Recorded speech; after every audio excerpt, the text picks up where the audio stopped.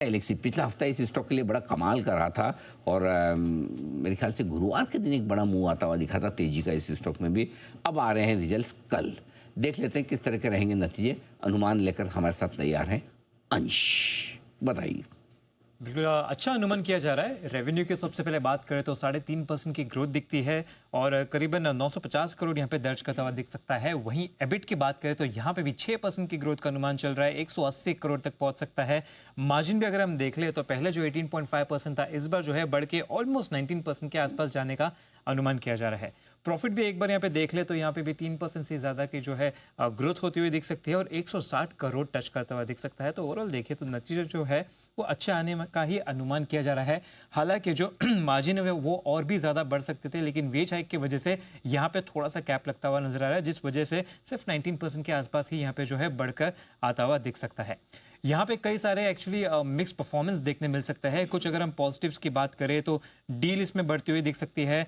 Segment wise देखें तो aerospace, defence जैसे सेक्टर्स है जहाँ पे डिमांड जो है काफी अच्छी बनती हुई दिख सकती है। रीजन वाइज देखें तो यूरोप और जापान से जो है ऑटो स्पेंडिंग काफी मजबूत आने का अनुमान किया जा रहा है, जिसकी वजह से यहाँ पे ग्रोथ को सपोर्ट मिलता हुआ दिख सकता है। वही अगर हम दबाव वाला सेक्टर देखें तो हेल्थ केयर में करीबन 4-5% की गिरावट होती हुई नजर आ सकती है क्वार्टर ऑन क्वार्टर बेसिस पे। तो यूएस से जो ऑटो डिमांड है वहां पे थोड़ी सी कमजोरी आती हुई दिख सकती है। और मीडिया अगर हम क्षेत्र से देखें तो यहाँ से भी जो है ग्रोथ काफी लिमिटेड नजर आती है, लेकिन ओवरऑल देखें तो यहाँ पे पॉजिटिव ही आने का अनुमान किया जा रहा है। चार्ट स्ट्रक्चर भी देखें तो काफी मजबूत है। 3 हफ्ते के टाइम फ्रेम में 13-14% ये स्टॉक भाग चुका है। लास्ट वीक भी स्ट्रेंथ थी, आज भी मजबूती है। सुमित जी, कितना दम है इस स्ट्रेंथ में? मतलब आगे और भागने के लिए रूम है इसके पास? बिल्कुल है, अभी भी स्ट्रांग लग रहा है। एक 4 दिन पहले एक बहुत स्ट्रांग कैंडल बना था, उसके बाद इसका रिट्रेसमेंट आ रहा है पिछले 3 दिनों से।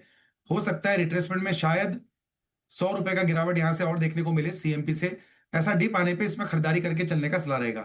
ऊपर में 5,900 का इसका पहला टारगेट बनेगा और 5,900 के लेवल टूटने के बाद 6,000 प्लस यानी 6,200 तक के लेवल पोजिशनल तौर पे टाटा एलेक्सी के अंदर देखने को मिल सकते हैं।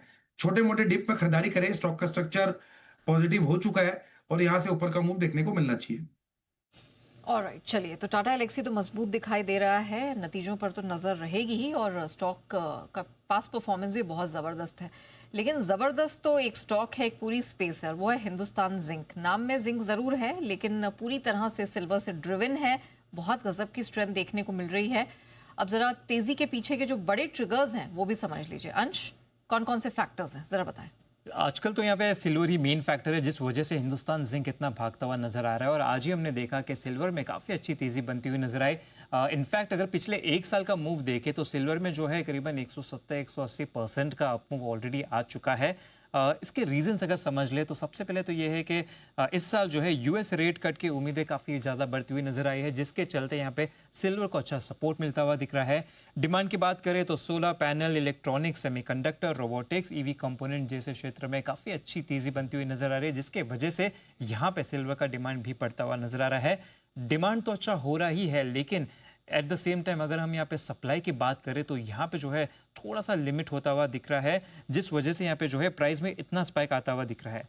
अगर शंघाई की इन्वेंट्री की बात करें तो मल्टी ईयर लो पर चल रहा है, तो यहाँ पे काफ़ी सारे ऐसे क्षेत्र है जहाँ पे जो है इन्वेंट्री काफ़ी ज़्यादा कम हो चुकी है, सप्लाई भी लिमिटेड है, जिस वजह से डिमांड और भी ज़्यादा बढ़ती हुई नज़र आ रही है। साथ ही साथ रिसेंटली हमने देखा कि सिल्वर जो है यूएस जियोलॉजिकल सर्वे यानी यूएसजीएस के अंदर यहाँ पे दाखिल हो चुका है, यानी कि एक क्रिटिकल मिनरल लिस्ट में आ चुका है। तो इसके वजह से भी जो है यहाँ पे काफ़ी अच्छी पॉजिटिविटी बढ़ती हुई नजर आ रही है। और इसके चलते ही हम देख रहे हैं कि हिंदुस्तान जिंक जो कि देश की सबसे बड़ी सिल्वर प्रोड्यूसर है, इससे सबसे ज़्यादा फायदा पड़ता हुआ नजर आ रहा है। और आज भी हम देखें तो 3-3.5% की तेजी इसमें बनती हुई नजर आ रही है। और पिछले 1 साल में देखें तो स्टॉक जो है ऑलमोस्ट 50% ऊपर भाग चुका है।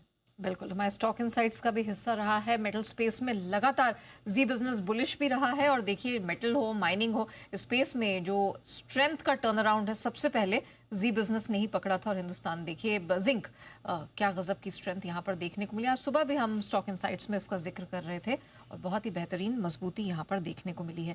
लेकिन